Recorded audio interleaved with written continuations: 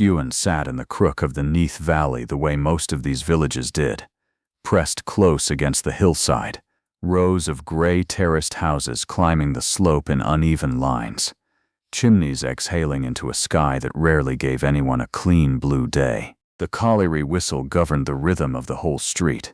Men went down black-faced in the morning and came up black-faced at night, and the women scrubbed collars that never quite came fully clean, and on Sundays the chapel filled with a kind of singing that had nothing polished about it and everything true. Gaynor Hopkins grew up inside that rhythm. Her father worked the coal, the way most fathers on that street worked the coal, and came home each evening carrying the particular tiredness of a man who has spent 8 hours underground and still has enough left in him to ask his daughter how her day was. The house was small and full, the kind of full where privacy was a made-up word, where you could hear every conversation in every room, where a girl learned early that if she wanted to be heard over 4 siblings and a wireless radio and a kettle always on the boil, she had better have a voice that could cut through a wall. She did. Nobody had trained it. Nobody had paid for lessons, because nobody on that street could have afforded lessons even if such a thing had occurred to them. What she had instead was chapel on Sunday mornings, and her mother humming while she pegged washing on the line, and the particular, specific sound of an entire street singing together on a Saturday night when someone had a piano and everyone had a reason to forget the week. Gaynor stood in doorways and absorbed all of it. By the time she was 11, she could hold a room of adults still with 4 bars of a hymn. By the time she was 14, she had stopped being embarrassed about it. What she did not yet know, what nobody in that house could have told her, was that a voice like that does not ask permission before it wants more than a kitchen and a chapel pew. There was a particular Saturday ritual on that street that Gaynor never forgot, even decades later, even after she had sung in front of crowds numbering in the tens of thousands. Old Mrs. Prosser 2 doors down had the only piano on the row, an upright with 2 dead keys and a permanently open lid, and on a fine evening she would prop her front door and let whoever wanted to gather on the pavement outside and sing until it got properly dark. There was no order to it. Someone would start a hymn, someone else would drift it sideways into something off the wireless, and the men who'd been down the pit that morning would stand there in their braces with pint glasses balanced on the wall, harmonizing without ever having discussed who was taking which part. It was ragged and unrehearsed, and, to a child standing at the edge of it, it sounded like the entire world agreeing on something. Gaynor was 6 the first time someone noticed she wasn't just mouthing along. Mrs. Prosser stopped mid-verse, turned on the piano stool and said, loud enough for the whole pavement to hear, "Well, would you listen to that one?" It was such a small thing, a single sentence from an old woman at a piano. But Gaynor carried it the way children carry the first proof that they are visible, and she went looking, quietly and for years afterward, for more moments like it. It would be a long time before she understood that a whole career could be built on nothing more complicated than chasing that particular feeling. The sound of a room deciding all at once to listen. By 16, Gaynor had started slipping into places she technically had no business being. The working men's clubs along the valley ran talent nights most Fridays. A stage the size of a rug, a microphone that fed back if you stood too close, a compere with a soft belly and a louder voice than any of the acts he introduced. Men drank pints and talked over the openers and went quiet sometimes for the ones who were actually good. It was not a glamorous stage. It was, for a 16-year-old girl from a mining street, the only stage there was. She had sung there twice before, unofficially, filling a gap when a scheduled act canceled, borrowing 5 minutes nobody had promised her. Both times the room had gone quiet in that particular way rooms go quiet when something in them shifts. Both times she had walked home with her chest still pounding, thinking, I could do this. I could actually do this. So when the colliery welfare hall put up a hand-lettered poster announcing a proper talent competition, heats over 3 weeks, a final on a Friday in late spring, a £5 prize and, more importantly, a write-up promised in the local paper, Gaynor did not ask her father's permission so much as inform him of her intentions and dare him to object. He did not object. He looked at her for a long moment across the kitchen table, the coal dust still faintly gray in the creases of his knuckles even after washing, and he said the kind of thing fathers in that valley said instead of "I believe in you," which was, "Well, you'd best not waste the £5 if you win it." It was not a blessing exactly, but it was close enough, and she took it as one. She rehearsed for 2 weeks in the scullery, where the tin bath hanging on the wall gave the room an odd, ringing echo she decided she liked. She chose a ballad, something with room to bend a note, something that let the rough, low part of her voice come forward instead of hiding it the way singing teachers, had she ever had one, would probably have told her to.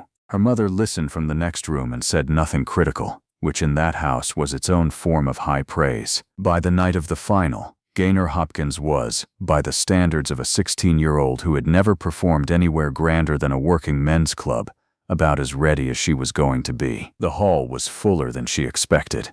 Word had gone round, not about her specifically, but about the competition, the £5, the newspaper write-up, and by 7 o'clock the long wooden benches were packed shoulder to shoulder, men still in their good shirts from chapel that Sunday, women with their hair set, children who had been allowed to stay up because it was, after all, a special night. The air smelled of cigarette smoke and spilled beer and, underneath it, coal, because in Skewen, underneath everything, there was always coal. 6 acts were on the bill. A pair of sisters doing close harmony on something from the wireless, a retired miner reciting Dylan Thomas from memory badly and getting a warm laugh anyway, a boy of about 12 playing spoons with more enthusiasm than rhythm, and near the end of the bill, in the number 5 slot, a 19-year-old named Di Reese, who arrived carrying an accordion nearly as big as he was and a look on his face that suggested he already knew how the night was going to end. Nobody in that hall, including Gaynor, understood yet how right he was, or how wrong it would turn out to matter. Backstage, if a curtained-off corner behind the bar could be called backstage, Gaynor sat on an upturned beer crate and watched the other acts through a gap in the fabric. She had chosen her dress 2 weeks earlier with her mother's help. Pale blue, plain, let out slightly at the hem because she'd grown an inch since spring and nobody had the spare money for something new. She kept smoothing the front of it with damp palms and telling herself, in the particular stern voice 16-year-olds use on themselves when they are trying very hard not to be sick with nerves, that she had sung in that hall before and the room had gone quiet for her before and there was no reason tonight should be any different. Di Reese passed her on his way to fetch his accordion case from the cloakroom and gave her a friendly, unbothered nod, the nod of someone who had already decided, without any particular arrogance, that the night was simply going to go the way it usually went for him. He was well liked. His father stood everyone around on darts nights. He had, without ever needing to try for it, the specific advantage of belonging completely to a room that Gaynor was still, in her own mind, only borrowing. She noticed the nod. She filed it away without quite knowing yet what she would do with it. Gaynor went on forth. She remembers, or rather, the story that was told and retold for years afterward remembers, the way family stories calcify into something both true and slightly more than true. Walking to that rug-sized stage on legs that did not entirely feel like her own, and then opening her mouth.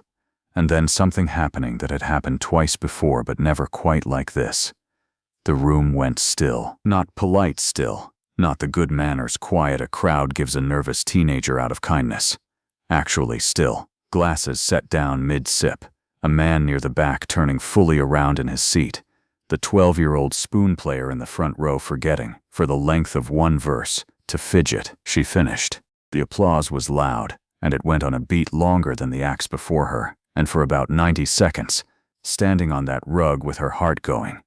Gaynor Hopkins believed, genuinely, uncomplicatedly believed, that she had won the £5 and the write-up and whatever came after that. Then Di Reese walked on with his accordion, and the room went still in an entirely different way. He played something fast and something slow, and something that made 3 separate women in the second row start crying happily into their handkerchiefs before he had finished the second verse. A song about a soldier and a sweetheart and a homecoming, the kind of thing that landed with particular weight in a valley where half the men over 60 had a story like it.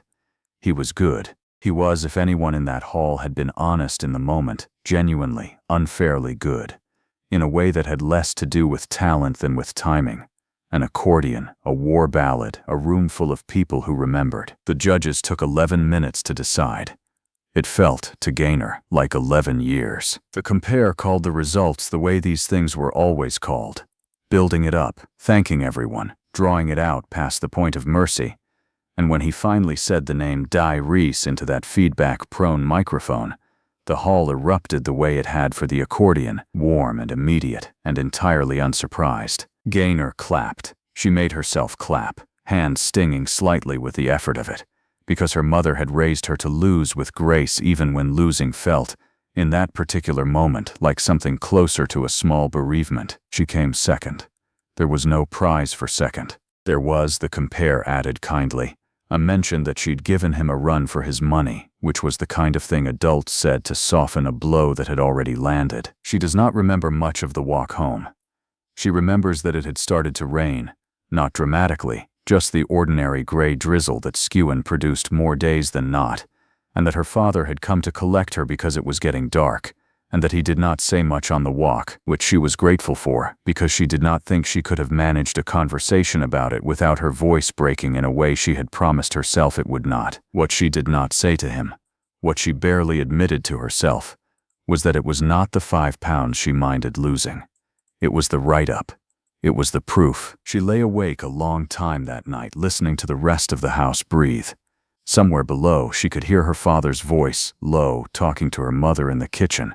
Not about her, or not only about her, but she caught fragments anyway, the way you do in a house with thin walls. She sang well. The Reese boy had the crowd already mined before he'd played a note. She'll be all right. She'll be all right. It was meant as comfort. Lying in the dark, 16 years old, it landed instead as a question she could not yet answer. There is a particular kind of ache that belongs only to being young and losing publicly at something you privately believed you were meant for. It is not the same as failing at something you didn't care about. It carries a specific, personal sting because it asks a question underneath the obvious one. Not just, why didn't I win, but was I wrong about myself? Gaynor Hopkins, 16 years old, lying awake in a small house on a mining street with rain against the window, asked herself that question more than once before she finally slept. She did not yet know that the answer she would give herself, in a matter of hours, would matter far more than the £5 ever could have. She woke before the rest of the house. This was not unusual in a home that size. Silence was rare enough that a girl learned to treasure the early morning hour when the kettle hadn't gone on yet, and nobody needed anything from her. But this particular morning, she did not lie in bed the way she normally would have. She got up. She got dressed in yesterday's cardigan, the sleeves still slightly damp from the walk home, and she went downstairs before anyone else had stirred. Her mother found her at the kitchen table, not crying, not sulking, but sitting very straight with her hands wrapped around a cup of tea she hadn't touched, staring at nothing in particular. "You're up early," her mother said. "I've been thinking," Gaynor said. Her mother wisely waited. Di Reese won because the room already loved him before he played a note, Gaynor said slowly, working it out as she spoke. The way you sometimes only discover what you actually believe by hearing yourself say it aloud. Everybody in that hall's known him his whole life. His dad drinks with half of them. I walked in a stranger who happened to sing well. That's not the same as losing. It would have been easy to stop there, to let that be the comfort, the excuse, the thing she told herself to feel better and then never test it again. It was not where she stopped. "So," her mother said carefully, "what does that mean you're going to do about it?" Gaynor looked up. "I'm going to make sure I'm not a stranger anywhere around here by the end of the summer." What she did next was not dramatic. There was no scene, no grand declaration. Nothing that would have made a poster or a newspaper column on its own. What she did was quieter than that, and in its own way harder. She walked to the colliery welfare hall that same afternoon, the hall still smelling faintly of last night's cigarette smoke and spilled beer, chairs stacked against the wall where they'd been shoved after closing. And she found the club secretary, a heavy-set, no-nonsense man named Mr. Pritchard, who had run the Friday nights for longer than Gaynor had been alive. And she asked him a question that surprised him enough that he actually put down the ledger he'd been working through. "Will you let me sing here again, not for the competition, just before the acts or between them, whenever there's a gap nobody's filled? I don't need paying." Mr. Pritchard, who had seen a great many teenagers come through that hall with a great many ambitions that lasted exactly as long as it took reality to arrive, looked at her for a long moment. He had, in 30 years of running Friday nights, learned to recognize the difference between a girl who wanted to be a singer and a girl who was already becoming one. It was not a difference he could have explained, but he knew it when he saw it. "Every Friday," he said finally. "Long as you're not terrible." "I won't be terrible." He almost smiled. "No," he said. "I don't imagine you will." That was the whole of it. The entirety of what a 16-year-old girl did the morning after losing a talent contest to an accordion player. She did not storm the stage. She did not vow revenge on Di Reese, who, for what it's worth, went on to marry a girl from the next valley over and play his accordion happily at weddings for the next 4 decades, entirely unaware that he would ever be a footnote in anyone else's story. She simply made herself impossible to overlook the next time, and the time after that, and the time after that. She sang at the Colliery Welfare Hall every Friday for the rest of that spring, and into the summer, filling the gaps nobody else wanted, learning in real time what worked and what didn't, watching Mr. Pritchard's face from the corner of her eye for the small, involuntary reactions he couldn't quite hide even when he tried. By September, when the club ran its talent night again, she was not a stranger who happened to sing well. She was the girl who sang there most Fridays, whose name the regulars said to each other before she'd opened her mouth, the way they'd said Di Reese's name months before. Nobody handed her anything for it. That was rather the point. There is no dramatic footnote to this particular evening, no record deal signed in secret, no talent scout hiding at the back of a working men's club in Skewen in 1967. That part of the story, when it came later, and came differently, and belongs to other nights entirely. What this night gave her instead was smaller and, in the long arc of everything that eventually happened to Gaynor Hopkins, more foundational than any single stroke of luck could have been. The specific personal knowledge that losing did not settle anything, that a room that hadn't chosen her yet could still be won, slowly, on purpose, one Friday at a time. It is worth sitting with what she did not do that morning, because the absence is as telling as the action. She did not ask her father to complain to the judges. She did not decide the contest had been unfair and therefore beneath her. She did not, as so many talented 16-year-olds quietly do, simply let the sting convince her that perhaps she had been wrong about the whole thing, and go back to singing only in the scullery where nobody could see her fail again. She went back to the room that hadn't chosen her, on purpose, voluntarily, every Friday. That instinct, to walk back into the room that had just told her no, would turn out to be the single most reliable thing about her, the one constant running underneath every version of the story that came after. The surgery she would defy doctors' orders to sing through, the labels who would try to shape her into something safer than what she actually was, the songwriters who would say no before eventually, astonishingly, saying yes. All of it, in some quiet, unglamorous way, started here, in a scullery with an echoing tin bath, in a 5-pound prize she never won, in a Friday night hall that eventually learned her name. Bonnie Tyler, the name and the voice the world would come to know, did not exist yet on that rainy night in Skewen. There was only Gaynor Hopkins, 16 years old, walking home in the drizzle beside a father who didn't have the words for what he wanted to say to her, carrying a loss that felt, in the moment, like the whole of the story. It was not the whole of the story. It was barely the first page, but it is perhaps the page that explains all the others, because a voice, however extraordinary, is only half of what makes a singer. The other half is what a person does the morning after a room chooses somebody else. Gaynor Hopkins got up early, put on yesterday's cardigan, and walked back into that hall before the smell of last night's cigarettes had even cleared the air. She did not know, that morning, everything the rest of her life would eventually ask of her. She only knew one thing, and it turned out to be enough, that she was not finished being heard.